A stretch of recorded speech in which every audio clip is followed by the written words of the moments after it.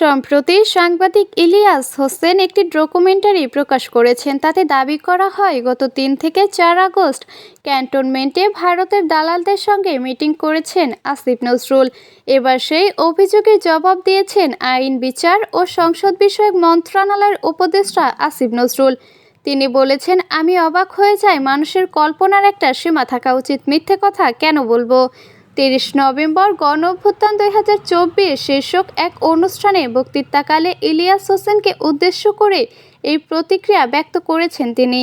আসিফ নজরুল বলেন, ৩ তারিখ রাতে আমি অধ্যাপক মাহবুব বশিরের সঙ্গে শহীদ মিনারে সমাবেশ করার পর রাত ৯টা পর্যন্ত ছিলাম। তারপর বাসায় গিয়েছি। তারপর Dhaka university electrical and electronic engineering বিভাগের অধ্যাপক মোস্তফা মামুন, তিনি ফুলার রোডের ১৯ নম্বর বাসায় থাকেন। তার বাসায় রাতে থেকেছি। শুনেছি আমাকে মেরে ফেলা হবে অথবা গ্রেপ্তার করবে। ৪ তারিখ সন্ধ্যার পর অনলাইন অ্যাক্টিভিস্টদের একটি প্রোগ্রামে অংশ নিয়েছি, যেটার ভিডিও আপনারা দেখেছেন। এখন আপনারা বলেন, সব কিছুর তো একটা সীমা আছে।